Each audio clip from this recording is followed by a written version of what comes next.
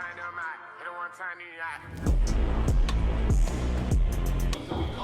the middle of the field, throw me a bomb, throwing it be like quarterback. Yeah, hold the bomb, throwing it like quarterback. This is Al Foran for H TV here in Ballybrack Boxing Club, and I'm here with Hamzah Sheeraz. Hamzah, how have you found living in Dublin? Yeah, it's good. It's good. It's definitely a change from where I used to be over in LA. It's massively different. But if anything, I prefer it. Do you know what I mean? We're low key as a team, just coming here every day and doing our work and then going home and making it happen. It's a lovely old spot around here as well. It's nice and quiet, isn't it? Yeah. And that's what you want, isn't it? Yeah, no, for sure. And especially it being my first camp with Andy and learning new things, I think the gym being the main environment is where the priority is. So even if it was busy outside or whatever, you name it, to be fair, it's what happens in here that matters. Yeah. One of the reasons, I was reading up on it, and you said that, you chose to have Andy as your trainer, was his back to basics approach. And we just interviewed him there as well. And he also loves to get to know his fighters on a personal level and kind of creates a family atmosphere. Is that one of the reasons why you've gone to Andy? Because he's in demand as well. And I know you mentioned about Ben Whitaker, what he's kind of done with him too. Yeah, no, what it was the name was mentioned and it was someone who I've been watching for over the years anyway. And then we sat down as a team and then we said we'd come over here. I think it was after my last fight. So we come over here, see the training session. We like what we saw, to be fair. And it's more of like a teacher approach rather than a coach approach. Do you know what I mean? So, yeah, definitely learn a lot, man. Well, by the looks of it, we've watched some of the training here. Yeah. You're enjoying it. Yeah. He's enjoying it. And that's the beauty of it as well, because we interviewed Joe Parker here in January. And, Joe was beaming. He just loves being here. He loves the atmosphere of this gym. And that's exactly what Andy provides, isn't he? Yeah, no, for sure. And I think the kind of situation I'm in after my last fight is I had to make a lot of changes, and I had to make the right changes as well. It's no good making the changes and then being the wrong ones. And taking a big fight as well. Taking a big fight. Most fighters in my position wouldn't do that. Especially changing coaches as well and changing teams and whatnot. So, a massive step, but a step that, like you just said, I'm cherishing and relishing as well. One of the questions I asked Andy as well was, and ask you too, obviously, I find with a lot of the fighters that have come to Andy, it's just it's more so me kind of viewing it as a fan, but have you kind of found some key components in your game that you never knew you had, that he's kind of helped you discover? Is that kind of what Andy's done? I think it's more rediscovering. Do you know what I mean? It's more rediscovering, because you can get to a level in your career where you kind of not skip the basics, but you forget about them. You forget about them where you've been knocking people out and whatnot. You've been getting away with it. So coming here, it's nice to kind of strip it back to basics and kind of go back to the fundamentals, but learning how to use them properly. You're learning how to use them to my advantage and learning how to transfer what you're doing in sparring to an actual fight. And I think, was that one of the things you said, after the previous fight against Adames, it was kind of back to the drawing board. Was kind of that what you were thinking of as well with regards to Andy? Yeah, no, for sure.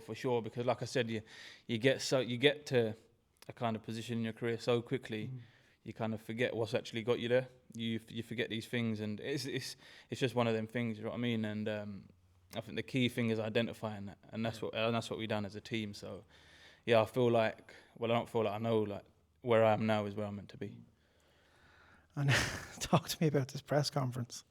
Oh my goodness.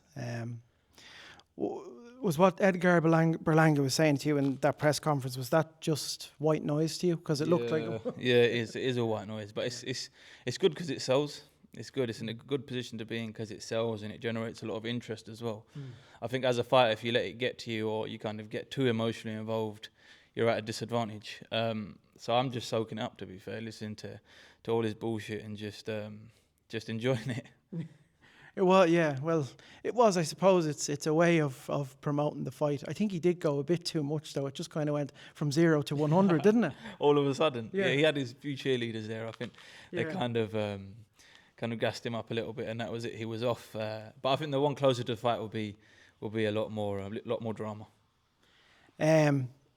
Obviously, as well, a big thing for you is that you have a fantastic relationship with His Excellency Turki Alalshikh, and you're a Riyadh Season ambassador, Ring Magazine ambassador. That's a big thing for you, isn't it? Yeah, no, massive, and what an honour it is to be one. Do you know what I mean? Especially how they've kind of shaped boxing again, making the best fight the best, making the best Absolutely, fight in the craziest locations as well. So just to be an ambassador and to be a part of it, even when you're not fighting, is a massive honour, and I can't thank him enough. He really has changed the landscape of boxing, isn't it? You know, because for years, and I always go back to Roy Keane's interview with Gary Neville. He was talking about, you know, boxing. He said, "Oh, I'm sick and tired of the boxing. You know, I'm sick and tired of it. You know, it takes forever for them to make a fight." Yeah. But now we are getting those dream fights. It's, you know, we're like kids in a toy store with an unlimited budget, aren't we? Literally. Us fans, Literally. And you too as a fan. Yeah, as fans as well, but as boxers as well, you get these opportunities that you never thought you'd get. Like, for example, Josh Padley. That's what I was going to say. Yeah, there you go. That's a prime example. Do you know what I mean? On 4 days' notice, he had the biggest payday of his career. Do you know what I mean? So it's it's quite the environment that's been created now is like it's crazy, and like I said, you can't thank him enough. He was doing a carpentry job, wasn't he? A couple of days before he was asked to go. And that's it. After what was it? 4 days, and that was it. He retired from his job as well, and now he's full-time boxing. So listen, there's fairy tale stories there, and boxing's great again. Question I wanted to ask you as well is, you know, what is the vision for you, Hamzah Sheeraz, not just in boxing but outside of boxing itself, in life? What's your vision? Because I've watched a lot of your interviews, and you're a very impressive individual to watch being interviewed. Oh, You're very humble, and it's you know, it's great to see that, you know. So what is your vision in life? Just to give back, to be fair. I've always said it as well, no matter how, whether that's through charity or whether that's through giving people opportunities, you name it, just to kind of be that beacon of light and a kind of beacon of hope for up and coming sports stars, you name it, whatever it is in life. But in terms of inside the ring, is to kind of use that as a platform to do what I just said. So the more I win, the bigger platforms I get, I suppose, the more people I can help. Absolutely. And July 12th, Louis Armstrong Stadium. The home of the US Open for tennis, for many of the greats of tennis. Are you a tennis fan? Not really. No. But it's an iconic enough stadium. How do you beat Edgar Berlanga on the night, Hamzah Sheeraz? Just by doing what I've been doing about in the gym. It's as simple as that. I don't want to sit here and say, I'm going to do this, I'm going to do that. I'm going to do what has to be done. I'm going to do what's required of me to do.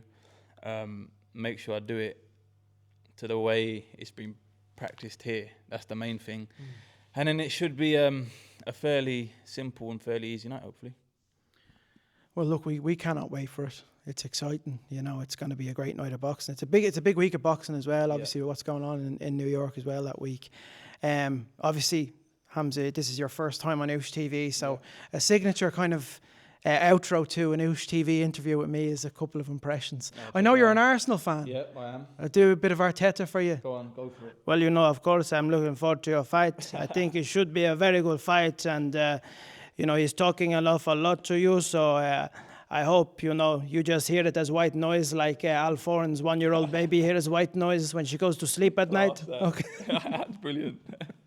Obviously, I did a bit of Roy Keane as well. We won't get into Roy Keane. But, you know, I was looking at the Berlanga in the press conference, and I thought, what if Hamzah Sheeraz was Owen Wilson, you know? Come on, you can't be saying that. That's not nice. You know, come on. You know, on the night, we're going to beat the hell out of each other, but what you're doing is not nice, man. Come on. You know, we're just having a relaxing time. And obviously, we're in New York. I got to do some New York impressions. You know, Joe Pesci's a native New Yorker. I'm looking forward to that. I know you like that one, too. I know you do. I tell you, I'm looking forward to it as well. You know, Berlanga, he's talking a lot. He really is talking a lot.